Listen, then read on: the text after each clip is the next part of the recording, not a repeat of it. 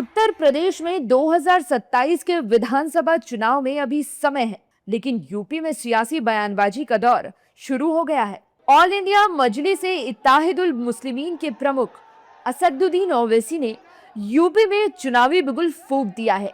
ओवैसी ने यूपी चुनाव से पहले ही राज्य की बीजेपी सरकार को जमकर घेरा है। ओवैसी ने यहाँ तक कह दिया कि राज्य में बीजेपी की सरकार को रोकने के लिए वे चुनाव में किसी से भी गठबंधन करने के लिए तैयार हैं। ओवैसी ने कहा कि बीजेपी सरकार आज भी जुमलों पर चल रही है। भाजपा ने जनता के हित में कोई काम नहीं किया, सभी धर्मों के लिए लोगों के दिल में दीवार जरूर खड़ी कर दी है। अगले चुनाव में जनता भाजपा को सबक सिखाने का मन बना चुकी है। साल 2024 के लोकसभा चुनाव में उत्तर प्रदेश की जनता भाजपा को आईना दिखा भी चुकी है। बीजेपी को उत्तर प्रदेश में फिर से सत्ता में नहीं आने देना है। भाजपा को सत्ता में आने से रोकने के लिए वे चुनाव में गठबंधन करने को भी तैयार हैं। ओवैसी के बीजेपी को हराने वाले बयान ने यूपी में सियासी हलचल पैदा कर दी है। बीजेपी नेताओं ने ओवैसी के बयान को बहुत ही हल्का बयान बताया है। बीजेपी नेताओं ने ओवैसी पर पलटवार करते हुए कहा कि वो इससे पहले बिहार, बंगाल में भी इस तरह की बयानबाजी कर चुके हैं, यूपी चुनाव में भी कर रहे हैं, लेकिन इससे कोई फायदा नहीं होगा। तो ऐसा है कि इन चुनावों में जो ये पिटी हुई पॉलिटिकल पार्टीज़ के प्रॉक्सी पिट्ठुओं के प्रायोजित जो लोग हैं वो बहुत से दिखाई पड़ेंगे आपको।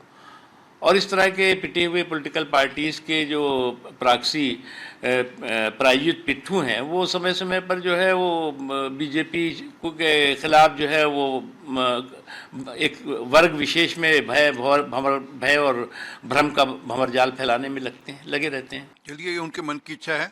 ऐसी ही उन्होंने मन की इच्छा बंगाल में भी जाहिर की थी, ऐसी बिहार में भी जाहिर की थी, परंतु अंततः लोगों ने भाजपा को भरपूर आशीर्वाद दिया। अब भाजपा को हराना ही सबका लक्ष्य है तो उत्तर प्रदेश की जनता इस बात को समझती है कि ना ओबीसी साहब का कोई विचार है, ना समाजवादी पार्टी का कोई विचार है, ना कांग्रेस का कोई विचार है। इन सब का विचार अगर भाजपा को हराने का ही है तो उत्तर प्रदेश की जनता मेरे ख्याल से इसे किसी कीमत पर भी स्वीकार नहीं करेगी। 9 सालों में 9.5 सालों में उत्तर प्रदेश की डबल इंजन की सरकार ने उत्तर प्रदेश की तस्वीर को बदला है, लोगों की तकदीर को बदला है। इसलिए ओबीसी साहब आ जाएं, कांग्रेस पार्टी आ जाए, समाजवादी पार्टी आ जाए, 2027 में फिर से एनडीए की सरकार बनना तय है। जिससे चाहे उससे गठबंधन करें, हमें क्या दिक्कत है।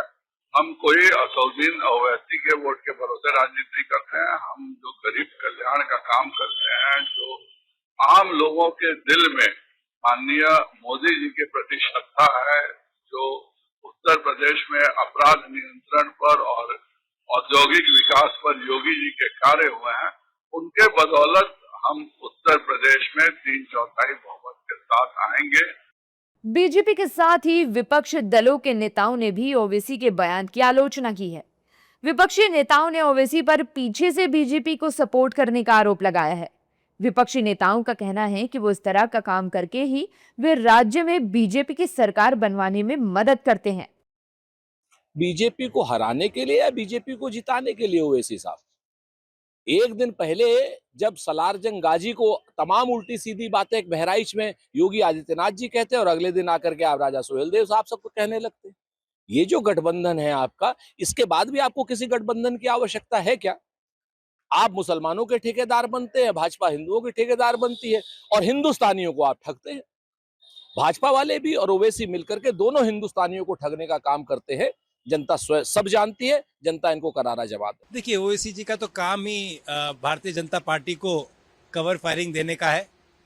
ओवैसी जी चुनाव में भारतीय जनता पार्टी के साथ खड़े होते हैं। चुनाव इसलिए लड़ते हैं कि बीजेपी जीत पाए।